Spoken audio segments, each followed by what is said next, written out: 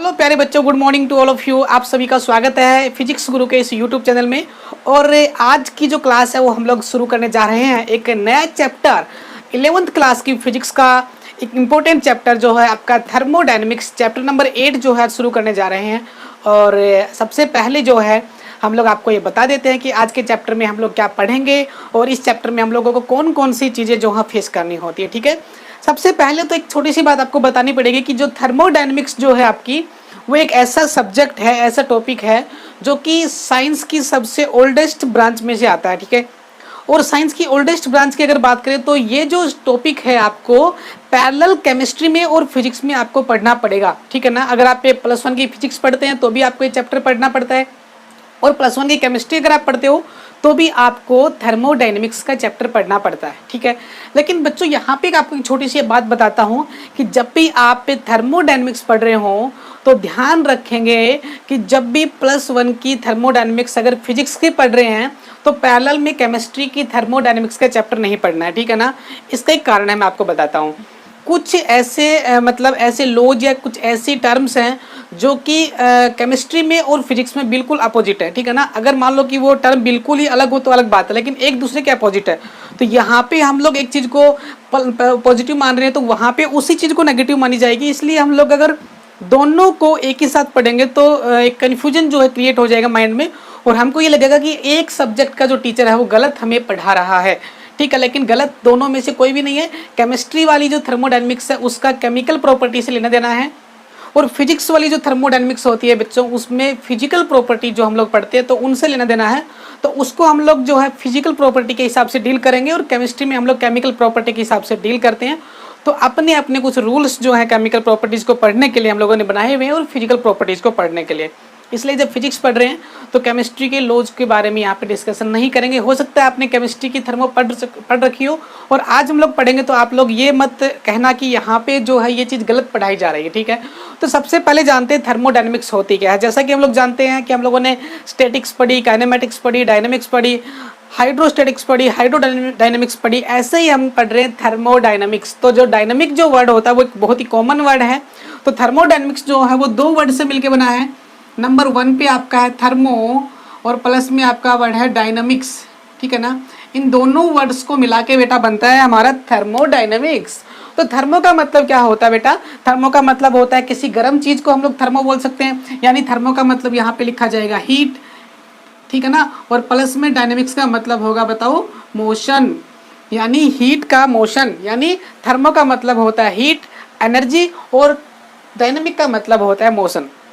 यानी इस चैप्टर में हम लोग जो है हीट के मोशन के बारे में, हीट के मूवमेंट के बारे में पढ़ेंगे कि हीट जो है किस प्रकार से फ्लो करती है एक बॉडी से दूसरी बॉडी में, या फिर एक पॉइंट से दूसरे पॉइंट पे इन्वायरमेंट में किसी बॉडी के थ्रू या फिर किसी एयर मॉलिक्यूल्स के थ्रू कैसे भी वो ट्रेवल कर सकती है। तो उसके बारे में हम लोग डिस्कस करेंगे। ठीक है ना, मेनली जो है हम लोग इस चैप्टर में हीट के बारे में डिस्कस करेंगे, तो गैसेज के बारे में ज़्यादा करेंगे, ना कि लिक्विड और सॉलिड के बारे में। ठीक है, तो गैसेज में किस प्रकार से जो है हीट का ट्रांसफर होता है वो हम लोगों को इस चैप्टर में डिस्कस करना है। ठीक है, तो देखिए फ्लो ऑफ हीट जो है यानी मोशन जो है हीट का वो स्टडी करना है थर्मोडायनेमिक्स में। ठीक है, अब सबसे पहले बात करते हैं कि डेफिनेशन की। तो डेफिनेशन हम सबसे पहले देंगे कि थर्मोडायनेमिक्स है क्या आखिर।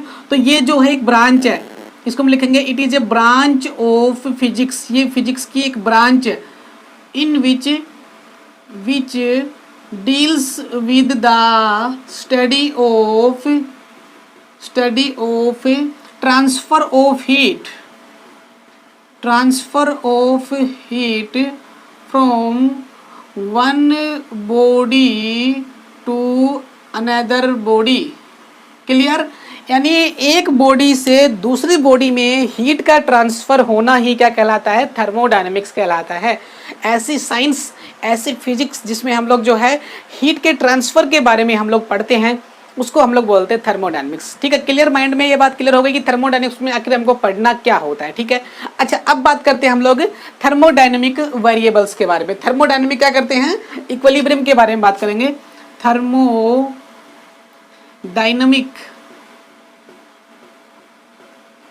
इक्विलिब्रियम, थर्मोडायनेमिक इक्विलिब्रियम का मतलब क्या होता है? देखिए, थर्मोडायनेमिक इक्विलिब्रियम का मतलब ये होता है कि हमारे पास में दो अलग अलग सिस्टम है। मैं यहाँ पे मान लेता हूँ मेरे पास एक कोई भी कंटेनर है, उस कंटेनर के अंदर मैंने यहाँ पे एक पार्टीशन बना दिया है। पार्टीशन का मतलब होता है मैंने इसको दो पार्ट में डिवाइड कर दिया है, एक पार्ट ये वाला, एक पार्ट वो वाला है। इस वाले पार्ट में मैं कुछ गैस डाल रहा हूँ, गैस मॉलिक्यूल्स डाल रहा हूँ, इसको ए नाम देता हूँ, और इस वाले में भी मैं कुछ गैस डाल रहा हूँ, इसको मैं बी नाम देता हूँ। और बीच में जो है मैंने एक मैंने क्या लगाया है, एक वाल लगाई है, जिसको हम लोग बोलते हैं, क्या बोलेंगे इसको, डाया थर्मल वाल। डायाथर्मल वाल का मतलब होता है कंडक्टिंग वॉल। क्या बोलते हैं? कंडक्टिंग वॉल बोलते हैं। अब देखो क्या होगा भाई, ये जो गैस हमने डाली है, इस गैस का जो टेम्परेचर है वो टी मान लेते हैं, और इस वाली गैस का टेम्परेचर क्या मान लेते हैं, टी बी मान लेते हैं। दो अलग अलग गैसेज हम लोगों ने मानी है, तो दोनों ही गैसेज का बेटा टेम्परेचर जो होता है वो बहुत ही अलग अलग है, डिफरेंट है, ठीक है। और कंसिडर कर लेते हैं the temperature of A is greater than temperature of B, यानी इस वाली गैस का जो टेम्परेचर है वो हाई है और इस वाली गैस का टेम्परेचर कम है, ठीक है ना, लो है। उसके बाद में बोल रहा है कि यहाँ पे जो है इस वाली का जो प्रेशर है वो पी ए मान लेते हैं, इस वाली की जो वॉल्यूम है वो बी ए मान लेते हैं, इसका जो मास है वो एम ए मान लेते हैं, यहाँ पे प्रेशर को पी बी मान लेते हैं, यहाँ पे वॉल्यूम को बी बी मान लेते हैं, यहाँ पे मास को एम बी मान लेते हैं। तो बोल रहा है कि दोनों ही जो सिस्टम हैं उनकी जो है अलग अलग प्रेशर है, अलग अलग वॉल्यूम है, अलग अलग टेम्परेचर है। तो बोल रहा है कि अगर मैं इस डायाथर्मल वॉल को यहाँ से लगाता हूँ तो क्या होगा भाई, ये जो वाल है ये डायाथर्मल है, मतलब दोनों तरफ से जो है ये हीट को ट्रांसफर कर सकता है, दोनों तरफ से ये हीट को ट्रांसफर कर सकता है। तो क्या होगा कि यहाँ का टेम्परेचर हाई है और यहाँ का टेम्परेचर कम है, तो उससे देखो क्या होने वाला है, इस डायाथर्मल वॉल की वजह से, इस डायाथर्मल वॉल की वजह से यहाँ वाली वॉल्यूम और यहाँ वाला मास जो है गैस का इधर नहीं आ सकता, मतलब गैस की जो क्वांटिटी है वो नहीं आ सकती। और मैंने मान लिया कि दोनों तरफ की वॉल्यूम सेम है, दोनों तरफ का मास भी सेम है, दोनों तरफ का प्रेशर भी सेम है, लेकिन दोनों तरफ का टेम्परेचर सेम नहीं है, ठीक है ना। तो जैसे ही मैं ये डायाथर्मल वॉल को बीच में लगाता हूं तो क्या होगा, only heat can be transfer from one part two another part. यहाँ की हीट ज़्यादा है और यहाँ की हीट कम है, तो धीरे धीरे यहाँ की हीट जो है इस वाली पार्ट में चली जाना स्टार्ट हो जाएगी। एक टाइम ऐसा आएगा जब दोनों की हीट इक्वल हो जाएगी, यानी दोनों का टेम्परेचर बिल्कुल इक्वल हो जाएगा। उसी टाइम पे there is no flow of further heat, उसके बाद में कोई भी हीट फ्लो नहीं होगी, यानी दोनों पार्ट का जो टेम्परेचर है वो इक्वल हो जाएगा। उसको हम लोग बोल सकते हैं थर्मोडायनेमिक इक्विलिब्रियम, यानी ये जो वेरिएबल्स हैं ये बराबर होने चाहिए। किसी भी सिस्टम के अंदर टेम्परेचर, प्रेशर, वॉल्यूम, मास, इस तरह के जो वेरिएबल्स होते हैं, इस तरह के जो आपके चीज़ें होती हैं, ये वाली क्वांटिटी होती हैं, इन क्वांटिटीज़ की वैल्यू अगर क्या हो जाए, बताओ क्या हो जाए, कांस्टेंट हो जाए, ठीक है ना, उसको हम लोग बोलते हैं थर्मोडायनेमिक इक्विलिब्रियम। इनको हम लोग बोलते हैं मैक्रोस्कोपिक क्वांटिटी। किनको? मास, वॉल्यूम, प्रेशर, टेम्परेचर, डेंसिटी, इनको हम लोग बोलते हैं मैक्रोस्कोपिक क्वांटिटी, ठीक है ना। चलिए अब जो है थोड़ा हम लोग आगे प्रोसीड करते हैं इस चैप्टर में। अब देखो हम लोग बात करेंगे किसकी, हम लोग बात करेंगे type of system. Type of system, अब हम लोग सिस्टम के टाइप के बारे में बात करते हैं, कितने टाइप के सिस्टम होते हैं। तो यहाँ पे लिख रहा हूँ मैं टाइप ऑफ सिस्टम, कि सिस्टम कितने टाइप के हो सकते हैं। सबसे पहले मैं लिख रहा हूँ ओपन सिस्टम। क्या लिख रहा हूँ? Open system. ओपन सिस्टम का मतलब क्या होता है? ओपन सिस्टम का मतलब ये होता है कि अगर हमारे पास में कोई सिस्टम दे रखा है, जैसे कि मेरे पास में एक कप है, कप ऑफ टी, मैंने चाय का कप लिया है, और ये जो है इसमें मैंने डाल दिया कुछ गर्म चाय, ठीक है, गरम गरम चाय मैंने इसके अंदर डाल दी है, और इसको मैंने जो है यहाँ पे रख रखा है, ठीक है ना, ये लीजिए हमारे टेबल के ऊपर, ठीक है ना, ये लीजिए। अब देखिए क्या होगा, अब सोचिए कि मान लीजिए कि मैंने अभी चाय को गर्म किया है और अभी चाय को मैंने उठा के यहाँ पे रख दिया, तो क्या होने वाला है, कुछ देर के बाद में क्या होगा, चाय ठंडी हो जाएगी। माना कि इसमें चाय की जो क्वांटिटी है वो मान लेते हैं 50 ml, कितनी मान लेते हैं, 50 ml। इस चाय के कप में 50 ml क्वांटिटी ऑफ चाय ऑफ टी मान लेते हैं, ठीक है ना।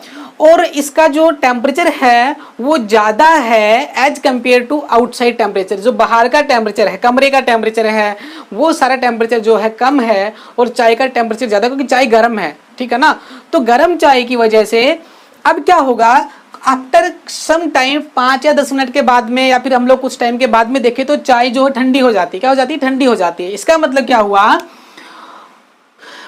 यहाँ पे हम लिखेंगे both matter as well as heat can be transfer with surrounding तो इसका मतलब बच्चों क्या हुआ कि अगर किसी सिस्टम के अंदर से हीट और material as well as material, यानी हीट का तो ट्रांसफर होगा ही होगा, साथ साथ में मटेरियल यानी जो आपकी क्वांटिटी है, जो मैटर है आपका, जो सब्सटेंस उसके अंदर डाल रखा था, उसकी क्वांटिटी में भी क्या आए, चेंजमेंट आए। जैसे कि मान लीजिए कि हमने इस कप में चाय डाली 50 ml और इसको रखने के बाद में इसका जो टेम्परेचर वो मान लेता हूँ कितना, हाँ मैंने मान लिया इसका 60 डिग्री सेल्सियस मैंने मान लिया, ठीक है ना।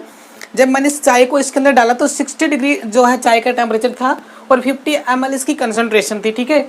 अब देखो क्या होता है, आफ्टर 2.5 आवर या फिर 3 आवर्स मान लीजिए, कुछ लिमिटेड टाइम के बाद में देखते हैं क्या होता है।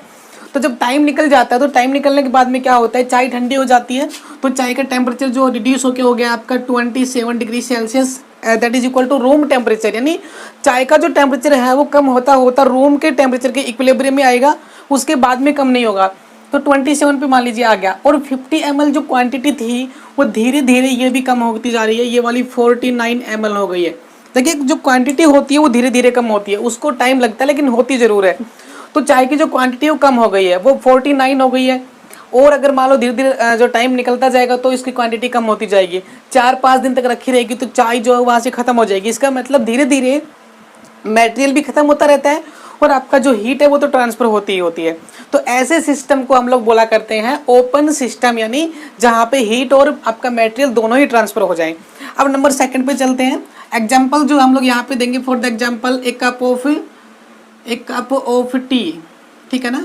सेकंड नंबर पे आपका सिस्टम आता है जिसको हम लोग बोला करते हैं क्लोज्ड सिस्टम।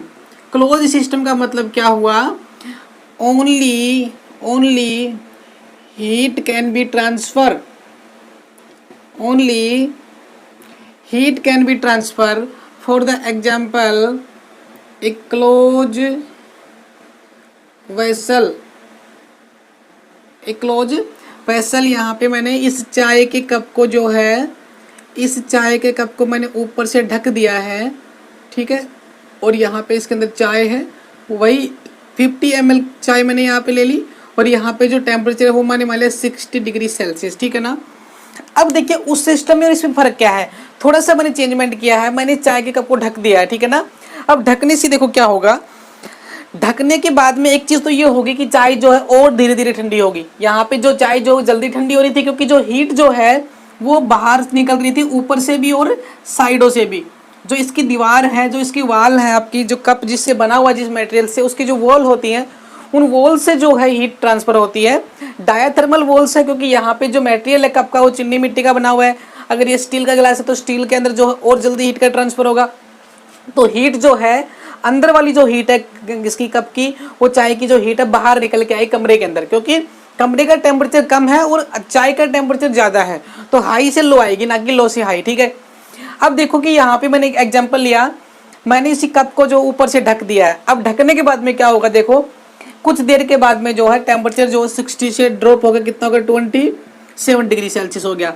मान लीजिए कि ये वाला 3 घंटे के बाद में देखें तो क्या होता है, इसकी जो कंसंट्रेशन है वो चेंज नहीं हो रही। मतलब चाय का जो क्वांटिटी है जो आपकी 50 ml पहले थी और अभी भी 50 ml है, इसका मतलब मटेरियल जो है आपका वो चेंज नहीं हुआ है, मटेरियल उतना ही है। मतलब मटेरियल बाहर नहीं गया क्योंकि मैंने अब इसको कवर कर दिया है। जब पहले जब ये ओपन था तो कुछ जो सिस्टम है पार्ट जो है, कुछ पार्ट सिस्टम का वो क्या हो गया था, वेपराइज हो गया था, ठीक है ना। लेकिन यहाँ पे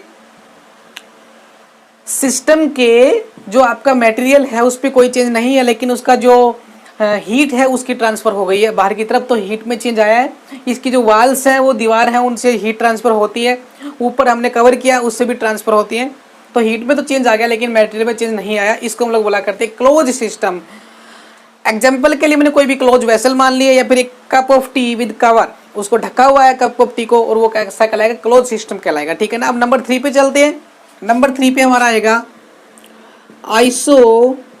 आइसोलेटेड सिस्टम। नंबर 3 पे हमारा है आइसोलेटेड सिस्टम।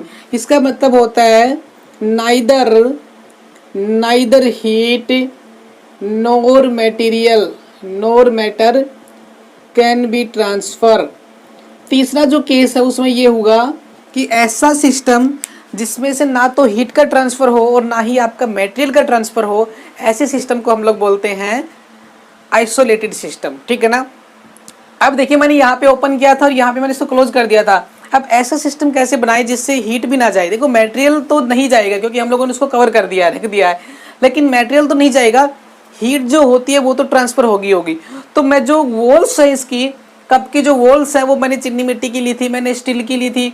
अगर मैं उसकी जो वॉल्स है वो ऐसे मटेरियल की बनाऊं जो कि हीट का बैड कंडक्टर है, ठीक है ना, जो कि हीट का क्या है, बैड कंडक्टर, यानी हीट जो है ट्रांसफर होके बाहर नहीं जा पाएगी। अगर हीट बाहर नहीं जाएगी तो इसका मतलब वो चाय ठंडी नहीं होगी, हीट का ट्रांसफर नहीं होगा, मटेरियल का ट्रांसफर तो वैसे भी नहीं होना है। तो ऐसा कोई सिस्टम ढूंढ के लेके आओ। तो कहता है कि एग्जाम्पल के लिए बोला कि there is no perfect isolated system is exist. कहता है कि आज तक ऐसा कोई भी परफेक्ट आइसोलेटेड सिस्टम नहीं बनाया गया है जिसमें हीट का ट्रांसफर ना हो और मटेरियल का ट्रांसफर ना हो। ठीक है ना। मटेरियल के ट्रांसफर का तो हम लोगों ने यहाँ पे ढूंढ लिया था, लेकिन जो हीट का ट्रांसफर है वो जरूर होता है। कुछ मटेरियल्स में हीट का ट्रांसफर धीरे धीरे होता है, कुछ मटेरियल्स में बहुत जल्दी होता है। अगर मैं चीनी मिट्टी की बात करूँ, मैं स्टील की बात करूँ, तो स्टील में हीट का ट्रांसफर जल्दी होगा, गुड कंडक्टर ऑफ हीट है। और आपका जो चीनी मिट्टी का जो कप होता है उसमें जो है वो बैड कंडक्टर है, तो हीट का ट्रांसफर उसमें कम होता है, लेकिन होता ज़रूर है। तो ऐसा कोई भी मटेरियल नहीं बना आज तक जिसमें हम लोग चाय डाल दे और 2 साल के बाद देखें तो चाय उतनी गर्म मिले, ऐसा पॉसिबल नहीं है। इसलिए परफेक्टली तो कुछ भी पॉसिबल नहीं होगा, लेकिन फिर भी एग्जाम्पल के लिए हम लोग मान लेते हैं आपका जो थर्मस होता है, आपका जो चाय का जो थर्मस होता है, थर्मस आपने देखा होगा, थर्मस के अंदर जो होता है हम लोग उसमें चाय डालते हैं तो चाय ज़्यादा देर तक गर्म रहती है। वैसे हम लोग नॉर्मली अगर हम लोग किसी बर्तन में चाय डालते हैं तो वो ज़्यादा देर तक गर्म नहीं होती है, लेकिन हम लोग जो है कभी खेत वेत में जाते हैं तो चाय को थर्मस में डाल के लेके जाते हैं, तो उससे क्या होता है, थर्मस में चाय ज़्यादा देर तक गर्म रहती है। मतलब हीट का ट्रांसफ़र होता तो है लेकिन बहुत कम होता है। मतलब वो परफेक्टली तो आइसोलेटेड नहीं है, लेकिन फिर भी उसको आइसोलेटेड कर दिया गया है कुछ देर तक। यानी नॉर्मल अगर मैं कप में चाय लेके जाता हूँ ढक के, तो वो हीट जो है जल्दी ट्रांसफ़र होगी बाहर की तरफ, जल्दी ठंडी हो जाएगी चाय। अगर मैं उसको सेम चीज़ को मैं अगर थर्मस में लेके जाता हूँ तो चाय जल्दी ठंडी नहीं होगी, काफ़ी देर में ठंडी होगी, 7 या 8 घंटे में ठंडी होगी। इसका मतलब हीट को ट्रांसफ़र को हम लोग रोक सकते हैं, लेकिन ज़्यादा देर तक नहीं। ऐसे सिस्टम को बोला करते हैं आइसोलेटेड सिस्टम। एक और एग्जाम्पल मैं आपको बताता हूँ, कैंपर जो होता है आपका, पानी के जो कैंपर होते हैं, पानी के जो कैंपर आजकल हम लोग यूज करते हैं, दुकानों पे घरों में कैंपर आते हैं, तो उनमें पानी ठंडा पानी होता है, पूरे दिन तक पानी ठंडा रहता है। तो उसका लॉजिक क्या है, उसका लॉजिक हम लोग समझते हैं यहाँ पे डायग्राम के थ्रू। यहाँ पे देखिए मेरे पास में ये कैंपर का आउटर बॉडी है और इसके अंदर जो है कैंपर, जब भी आपने देखा होगा तो कैंपर जो होता है उसमें बहुत कम पानी आ पाता है, उसका साइज बहुत छोटा होता है। ठीक है, उसका साइज बहुत छोटा होता है, ये लीजिए। ठीक है, अब देखो छोटा साइज होने का मतलब क्या हुआ, यानी कैंपर के पास में जो है ना 2 बॉडी होते हैं, एक आउटर बॉडी और एक इनर बॉडी। तो आउटर बॉडी और इनर बॉडी के बीच का जो स्पेस खाली जगह होती है, इसमें हम लोग एक ऐसा मटेरियल भरते हैं जो कि हीट का बैड कंडक्टर है, हीट का बैड कंडक्टर है। तो बैड कंडक्टर हीट का होगा तो उससे हीट बाहर नहीं निकलेगी। मान लीजिए कि मैंने यहाँ पे ठंडा पानी डाल दिया, तो ठंडे पानी का टेम्परेचर मान लीजिए कितना है, 10 डिग्री सेल्सियस है, और बाहर का जो टेम्परेचर है वो कितना है, 27 डिग्री सेल्सियस। मान लीजिए कि रूम का जो टेम्परेचर है वो 27 डिग्री सेल्सियस है, और जो पानी हमने डाला ठंडा उसका टेम्परेचर 10 डिग्री सेल्सियस है, तो ये तो ठंडा पानी है। अब देखो ये पानी जो है ये जो है 10 डिग्री पे है और बाहर का टेम्परेचर 27। तो मुझे ये बताइए कि हीट कहाँ से कहाँ फ्लो करेगी, बाहर से अंदर की, अंदर से बाहर। तो आपको साफ दिख रहा है हमेशा हीट हाई से लो जाती है, तो बाहर की हीट, कमरे की जो हीट है वो उसके अंदर जानी चाहिए और उसको गर्म कर देना चाहिए, यानी पानी जो गर्म हो जाए। लेकिन हमने क्या किया, यहाँ पे जो वाल हम लोगों ने लगाई है, हमने जो मटेरियल यूज किया है बीच में, वो मटेरियल होता है थर्मोकोल का। किसका होता है, थर्मोकोल। थर्मोकोल शीट आप जानते हैं, थर्मोकोल जो होता है सफ़ेद कलर का जो आता है, थर्मोकोल शीट्स होती है, उसको यूज करते हैं। अगर कोई कैंपर अगर टूट जाता है तो उसमें देखना जो बीच में जो होता है थर्मोकोल की शीट को जो है हम लोग उसमें डालते हैं। Thermocol is a bad conductor of heat, उससे हीट बाहर नहीं निकलती है। तो यहाँ तो हीट बाहर से अंदर नहीं आएगी, ना ही अंदर से बाहर जाएगी। अगर मैं इसमें गर्म पानी डाल देता हूँ, अगर मैं इसमें गर्म पानी डाल दूँ और उस पानी का टेम्परेचर मान लीजिए कि 40 डिग्री सेल्सियस है, तो ये पानी ठंडा नहीं होगा, यानी कैंपर को हम लोग सर्दियों में भी यूज कर सकते हैं और गर्मियों में भी यूज कर सकते हैं, क्योंकि गर्मियों में अगर हम लोग इसमें ठंडा पानी डालेंगे तो ये ठंडा ही रहेगा, क्योंकि बाहर की हीट अंदर नहीं आ सकती, इसको गर्म नहीं कर सकती। और अगर गर्मियों में, अगर सर्दियों की बात करें तो इसमें गर्म पानी डाल देंगे तो सर्दियों में जो है बाहर का टेम्परेचर कम होता है और उस गर्म पानी का टेम्परेचर ज़्यादा है, तो हीट जो है अंदर से बाहर जानी चाहिए, लेकिन हीट अंदर से बाहर तो नहीं जा सकती, क्योंकि वो जो है बेड कंडक्टर ऑफ हीट हमने लगा रखा है थर्मोकोल, तो उसमें नहीं जा पाएगी हीट। इसलिए ये होता है आपका isolated system, neither can transfer of heat not of a material. Material तो ट्रांसफर होगा ही नहीं, मतलब ही नहीं है, लेकिन हीट भी ट्रांसफर नहीं होती, ठीक है। तो जब भी हम लोग कैंपर में पानी पीते हैं तो कई बार हमको मना कर दिया जाता है कि जो ढक्कन जो होता है उसको खोल के पानी मत पीजिए, आप नीचे जो आपका नल लगा हुआ है वहां से आप पानी पी लीजिए। क्यों ऐसा क्यों? क्योंकि अगर हम लोग बार बार ढक्कन को खोलेंगे तो ढक्कन एक बार खुला तो उसके अंदर बाहर का जो टेम्परेचर है वो अंदर जाएगी, मतलब हीट जो है बाहर के अंदर जाएगी और उससे उस पानी को, वो ठंडा पानी को गर्म करना स्टार्ट कर देगी, ठीक है ना। तो बार बार खोलेंगे तो फिर वो जल्दी गर्म हो जाएगा पानी, इसलिए ऊपर से जो क्लोज कर देते हैं, नीचे से जो है इसको जब हम लोग ओपन करते हैं तो पानी बाहर की तरफ आता है, तो हीट को टाइम नहीं मिलता, हीट अंदर नहीं जा सकती क्योंकि पानी का प्रेशर बाहर की तरफ है। फिर जब हम लोग बंद करते हैं तो जो है वो हीट अंदर जा नहीं पाएगी, इसलिए जो है हम लोग पानी नीचे से पीते हैं। तो ये कैंपर हमने एग्जांपल लिया, और जो थर्मस होता है उसमें भी सेम थिंग होती है, एक ग्लास का सीट होती है, बाहर प्लास्टिक की बॉडी होती है या फिर मेटल की बॉडी होती है, और अंदर वाली जो बॉडी होती है वो लेड की बनी होती है, शीशे की बनी होती है। शीशा जो होता है वो क्या होता है, बेड कंडक्टर ऑफ हीट होता है, ठीक है ना, मतलब वहाँ की जो हीट है वो बाहर की तरफ नहीं आ पाएगी, ठीक है ना। इसलिए वो लेड का बना हुआ होता है उसका अंदर वाला हिस्सा, और फिर उसके बीच में थर्मोकोल होता है, और साइड में जो है फिर बाहर की जो बॉडी है वो किसी दूसरे मेटेरियल की होती है। तो हीट कैन नाइदर भी ट्रांसफर नॉर भी बाहर की तरफ भी नहीं आएगी और अंदर की साइड में भी नहीं जाएगी। तो ये आपके 3 टाइप के सिस्टम थे।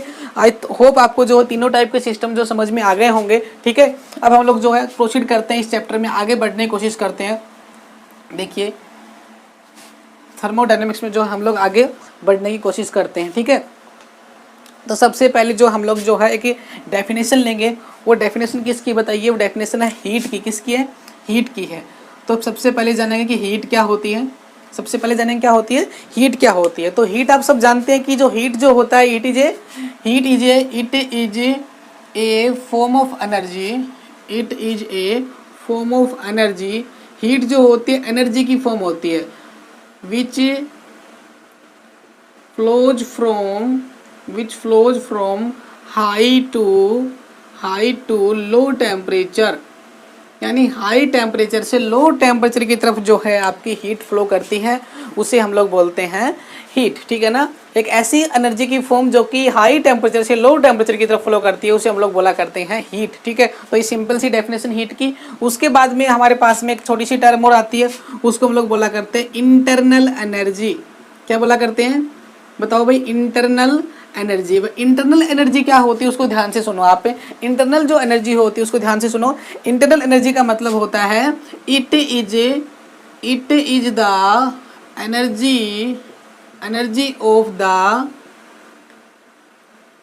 Molecules of a gas due to their movement, ठीक है ना।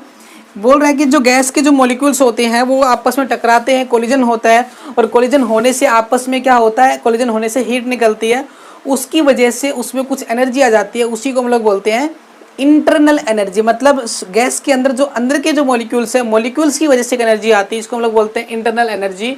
और इंटरनल एनर्जी का जो फॉर्मूला होता है U इज इक्वल टू होता है UK प्लस का UP, where UK is the kinetic energy and UP is the potential energy, ठीक है ना। दोनों एनर्जी जो होंगे, काइनेटिक एनर्जी और पोटेंशियल एनर्जी, काइनेटिक एनर्जी तो उनके मूवमेंट की वजह से होता है, और पोटेंशियल जो एनर्जी होती है उनकी पोजीशन की वजह से होता है। तो दोनों एनर्जी का सम लेते हैं, वो होती है आपकी इंटरनल एनर्जी। लेकिन आपको यहाँ पे ध्यान रखना है, अगर आपकी गैस आइडियल है, फॉर आइडियल गैस, या इसको हम लोग बोला करते हैं परफेक्ट गैस। देखो एक तो होती है आइडियल गैस, परफेक्ट गैस, एक होती है रियल गैस। तो जब भी हम लोग पढ़ते हैं तो हम लोग जो गैस को आइडियल मान लेते हैं, लेकिन आइडियल गैस जो है कभी भी पॉसिबल नहीं होती है, ठीक है ना, एग्जिस्ट नहीं करती है।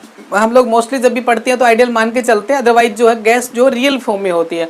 तो आइडियल गैस अगर मानेंगे तो आइडियल गैस के केस में यूपी क्या हो जाएगा, 0 हो जाएगा।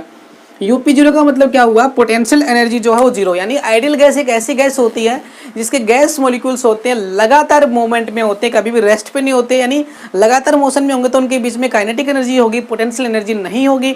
दूसरा, उनका साइज जो है वो हमेशा इक्वल होगा। और तीसरी बात, उनका साइज बहुत ज़्यादा छोटा होगा, माइक्रोस्कोपिक होगा। और कोलिजन जो है उनके बीच का इलास्टिक होगा। ये सब हम लोग जो है नेक्स्ट चैप्टर में हम लोग गैस मॉलिक्यूल्स के बारे में पढ़ेंगे। तो आइडियल गैस के अंदर यूपी जीरो होता है, तो हम लोग यहाँ पे लिखेंगे total energy is equal to kinetic energy of gas molecules. यानी गैस मॉलिक्यूल्स के वाइब्रेशन की वजह से, मूवमेंट की वजह से, कोलिजन की वजह से जो एनर्जी प्रोड्यूस होती है उसको हम लोग बोलते हैं internal energy of the gas molecules या फिर internal energy of the system. ठीक है, एक सिस्टम हम लोगों ने मान लिया। ठीक है, अब देखो जो सिस्टम होता है आपका, सिस्टम जो होता है प्लस में सराउंडिंग जो होता है, उन दोनों को मिला दे तो हमारे पास बनता है यूनिवर्स। क्या बनता है? यूनिवर्स। इसका मतलब क्या हुआ, सिस्टम क्या कहलाता है, यूनिवर्स का वो वाला पार्ट जो कि अंडर ऑब्जर्वेशन होता है। देखिए मान लीजिए कि मैंने कोई पानी का मान लीजिए कि हमने कप ऑफ वाटर मान लिया, इसमें पानी डाल रखा है कप में मैंने, और इसका जो टेम्परेचर जो मैं स्टडी कर रहा हूँ, तो बोल रहा है कि जितना इसका टेम्परेचर है इस कप के अंदर जो मटेरियल है उसके बारे में हम लोग स्टडी कर रहे हैं, ऑब्जर्वेशन हम इसी की कर रहे हैं। तो कह रहा है कि इसको तो हम लोग बोल देंगे system. The part of the universe, इस पूरे यूनिवर्स का ये वो वाला पार्ट है जिसको हम लोग ऑब्जर्वेशन में ला रहे हैं। तो it is the part of the universe which is under observation is called the system. और इस सिस्टम को छोड़ के बाकी दुनिया में जो भी चीजें रह गई उसी को हम लोग बोलेंगे सराउंडिंग। तो हम लोग बोलेंगे the remaining part of the universe other than system. System को छोड़ के यूनिवर्स का जो भी पार्ट बचेगा उसको हम लोग बोला करेंगे सराउंडिंग। और अगर मैं इस सिस्टम को और इस सारे सराउंडिंग को अगर मैं ऐड कर दूं तो मुझे मिलेगा यूनिवर्स। ठीक है ना, तो यूनिवर्स को मैंने दो पार्ट में डिवाइड कर दिया, एक सिस्टम और एक सराउंडिंग। तो हम लोग जो ऑब्जर्वेशन करेंगे वो सिस्टम की करेंगे।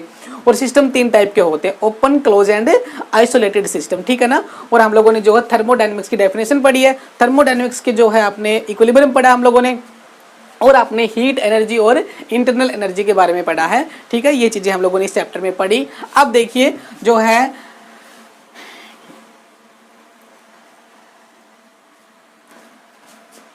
अब जो है हम लोग क्या करेंगे, इंटरनल जो एनर्जी है उसको चेंज करने के तरीके पढ़ेंगे। ठीक है ना, method of changing in internal energy.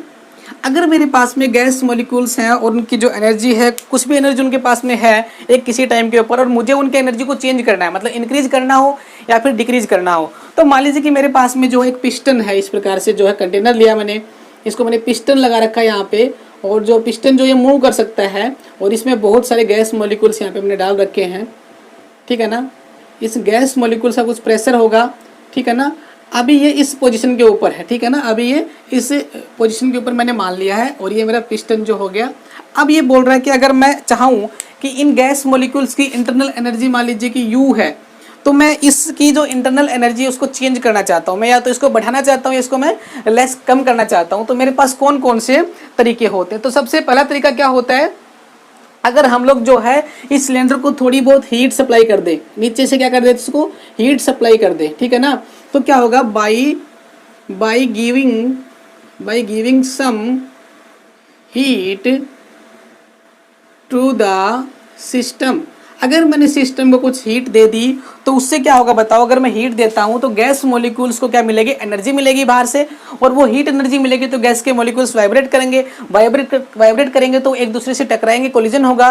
Collision होने से हीट निकलेगी, और उस हीट के निकलने से जो गैस मॉलिक्यूल्स के अंदर की जो टक्कर है, इंटरनल जो मूवमेंट है, उनकी वजह से जो एनर्जी बढ़ती है उसको हम लोग बोलते हैं इंटरनल एनर्जी बोलते हैं। ठीक है ना, तो इंटरनल एनर्जी जो होती है गैस मॉलिक्यूल्स को, उसको बढ़ाने का पहला तरीका हम लोगों ने क्या देखा, heat given to the system को हीट दे दीजिए। ठीक है ना, अच्छा दूसरी बात जो है क्या है, नंबर दो पे है by increasing pressure internal energy is increased. दूसरा जो तरीका है बढ़ाने का, पहला तरीका भी क्या था, IE इज इंक्रीज। पहले तरीके में क्या हो रहा है, हम लोग हीट दे रहे हैं सिस्टम को, तो हीट सिस्टम को देने से क्या होता है, इंटरनल एनर्जी बढ़ रही है। ठीक है ना, और दूसरे केस में क्या है, बाई इंक्रीजिंग प्रेशर। अगर मैं प्रेशर को बढ़ा देता हूं तो भी इसकी जो है इंटरनल एनर्जी बढ़ेगी, वो देखते हैं कैसे होती है। ये लीजिए हीट को हटा दीजिए आप। ठीक है, अब देखिए मैं इसका प्रेशर बढ़ा रहा हूँ, तो प्रेशर बढ़ाने से वॉल्यूम क्या होगी बताओ, कम होगी। जब मैं इसको कंप्रेस करूंगा, ऊपर से प्रेशर को बढ़ाऊंगा तो इसका साइज क्या होगा, छोटा होगा, मतलब वॉल्यूम कम हो जाएगी। और वॉल्यूम कम होगी तो क्या होगा, गैस मॉलिक्यूल्स को और पास पास रहना पड़ेगा। जब गैस मॉलिक्यूल्स दूर दूर हो रहे थे तो उनके बीच में कोलिजन हो रहे थे, लेकिन जब मैं प्रेशर को बढ़ाता हूँ तो गैस मॉलिक्यूल्स के बीच का कोलिजन और तेजी से बढ़ेगा, और ज़्यादा तेजी से टकराएंगे, तो उससे और ज़्यादा हीट निकलेगी, इंटरनल एनर्जी बढ़ जाएगी। तो हम लोग प्रेशर को भी इंक्रीज करके इंटरनल एनर्जी को बढ़ा सकते हैं। प्रेशर को डिक्रीज करेंगे तो ये एनर्जी जो घट जाएगी। Heat given to the system, heat system को देंगे बाहर से तो एनर्जी फिर बढ़ जाएगी, ठीक है। सॉरी। अब तीसरा जो पॉइंट रहेगा वो क्या है आपका, अगर मैं इस पिस्टन को ऊपर मूव करूं, ठीक है, नंबर 3 पे, if piston is move upward then work is done by gas molecule. देखो अगर मैं इस पिस्टन को जो है ऊपर की साइड में मूव करूं, क्या मूव करूं, ऊपर की साइड में मूव कराऊं, तो इसको ऊपर की तरफ मूव कराने में एक वर्क कौन कर रहा है, जो गैस के जो मॉलिक्यूल्स है वो क्या कर रहे हैं, वर्क कर रहे हैं। तो गैस के मॉलिक्यूल्स कुछ वर्क करेंगे तो इसका मतलब उन्हें कुछ एनर्जी देनी पड़ेगी, और गैस के मॉलिक्यूल के पास में जो पहले से जो एनर्जी है उसका नाम क्या होता है, इंटरनल एनर्जी। तो मान लीजिए कि इनके पास में 100 जूल की इंटरनल एनर्जी थी, लेकिन अब ये गैस के मॉलिक्यूल्स जो है प्रेशर को बढ़ा के इस पिस्टन को ऊपर मूव करा रहे हैं, तो कुछ जो है एनर्जी इनकी खर्च हो जाएगी इनको ऊपर कराने में, तो कुछ वर्क होगा। तो मान लीजिए कि इसने 30 जूल वर्क किया, तो बचा कितना बताओ, 70 जूल। तो अगर मैं मानो कि कोई पिस्टन जो है उसको ऊपर की तरफ मूव किया है और वो इंटरनल एनर्जी की वजह से हुआ है, इन मॉलिक्यूल्स ने इसको ऊपर मूव कराया, हम लोगों ने बाहर से काम नहीं किया, मतलब अंदर से जो है सिस्टम ने वर्क किया है, तो work done by the system होगा। तो गैस मॉलिक्यूल्स दूर दूर होंगे, उससे जो है वापस प्रेशर कम हो जाएगा और उससे कोलिजन कम होगा, तो इंटरनल एनर्जी डिक्रीज हो जाएगी। तो डिक्रीज करने का तरीका था ये वाला। तो ये 2 तरीके डिक्रीज करने के हैं, ये तरीका इंक्रीज करने का है। इसमें प्रेशर को डिक्रीज कर देंगे तो फिर आपका इंटरनल एनर्जी क्या हो जाएगी, इंक्रीज हो जाएगी। ये तो थे कुछ इंपॉर्टेंट चीजें आपकी किसकी, method of changing internal energy. तो आज की वीडियो में इतनी बातें करेंगे। नेक्स्ट वीडियो में हम लोग बात करेंगे इंटेंसिव और एक्सटेंसिव वेरिएबल के बारे में, और साथ साथ में जीरोथ लॉ ऑफ थर्मोडायनेमिक्स की जिक्र करेंगे। तब तक के लिए आप सभी को thank you, have a nice day.